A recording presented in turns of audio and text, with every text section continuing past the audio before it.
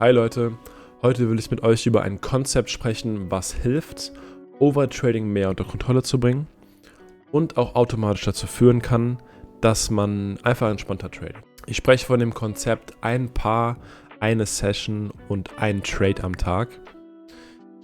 Springen wir direkt schon rein. Warum nur ein Paar? Wir traden nur ein Paar, damit wir ein besseres Gefühl für dieses Paar bekommen. Machen wir uns weiter mit der Struktur vertraut, wie es sich bewegt und overall einfach, dass wir uns nur auf eine Sache fokussieren. Denn ich habe früher auch viele verschiedene Paare getradet. Ich habe Euro, US-Dollar, GBP, USD, NZ, USD und so weiter. Ich habe gefühlt alles getradet, aber es kann halt dazu führen, dass man zu viel Neues in seinem Kopf hat und dann nicht mehr genau weiß, okay, was mache ich jetzt? Ist das hier wirklich ein Setup? Soll ich lieber dieses Setup traden oder lieber das andere von dem anderen Paar? Weil das sieht eigentlich besser aus. Es ist zu viel Wirrwarr. Deswegen habe ich zu mir gesagt, einfach nur ein Paar. Ich fokussiere mich da komplett drauf. Und dann kommen wir auch schon zum nächsten Punkt. Ich fokussiere mich auf dieses eine Paar in einer Session. Und gerade weil ich selber US30 trade, man sieht hier, das ist der US30 Chart. Ich trade nur zur New York Session. Und der Grund dafür ist, dass in der New York Session einfach genug Volatilität da ist. Denn die Aktienmärkte öffnen dort und dann kommt automatisch Volumen für US30, aber auch US 500 und Nasdaq. Es geht aber auch darum, dass man immer zum selben Zeitpunkt auf den Chart schaut und dann eine Routine entwickelt, um das Verhalten des Paars genau in diesem Zeitraum besser kennenzulernen. Und damit könnt ihr dann auch eure Strategie finden oder eure Strategie verbessern, weil ihr nur ein Zeitfenster habt, in dem ihr Trades eingehen dürft. Dann kommen wir jetzt auch schon zu, warum nur ein Trade am Tag. Ich befolge diese Regel, weil ich im 30-Minuten-Timeframe einmal trade und dort halt nicht so viele Setups vorkommen, aber auch es hilft dem Risk-Management, dass ihr das besser kontrollieren könnt.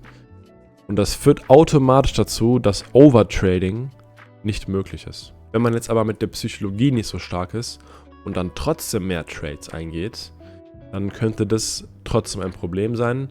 Das ist aber mal nebendran gestellt. Es geht hier wirklich nur darum, dass man sich konstant daran hält, nur ein Trade am Tag zu machen. Abschließend wollte ich euch nochmal kurz hier zeigen, was für Trades ich gemacht habe in der letzten Zeit. Ich habe ja ein Trading Journal, wie ich im letzten Video gezeigt habe, wo ich die letzten 4 Monate dokumentiert habe. Und hier sieht man ein paar Trades davon. Wir haben ja den 4. Dezember, das war ein Sell gewesen. Dann der 5. Dezember und so weiter. Also man sieht, ich habe fast jeden Tag ein Setup.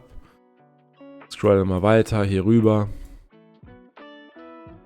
bis wir dann schließlich zu heute kommen, beziehungsweise das hier drüben ist der 14. März, der letzte Trade, den ich gemacht habe. Im Durchschnitt, man kann sehen hier, das waren 194 Pips, die ich Profit gemacht habe. Hier waren das 100 Pips. Hier drüben waren es 151 Pips. Hier habe ich leider verloren. Hier habe ich auch verloren. Hier waren es 154 Pips, die ich Profit gemacht habe. Also man sieht schon relativ gut, dass die Strategie, die ich befolge, genügend Trades hat, um was auszusagen, aber auch, dass man mit dieser Regel einen Trade am Tag entspannt traden kann. Und am Ende des Tages kommt es wirklich darauf an, was am besten zu dir passt. Für mich persönlich macht diese Regel sehr viel Sinn. Ein Paar, eine Session, einen Trade am Tag. Das nimmt sehr viel Stress raus und man kann einfach sich entspannt dann zu dieser Uhrzeit an den Chart setzen. Du wartest auf dein Setup.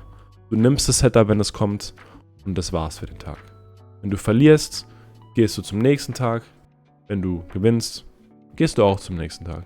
Und wie gesagt, alles schön immer eintragen in das Journal, damit man auch alles dokumentieren kann, damit man die Strategie nachvollziehen kann, was ist die Winrate, was ist der Risk Reward und so weiter.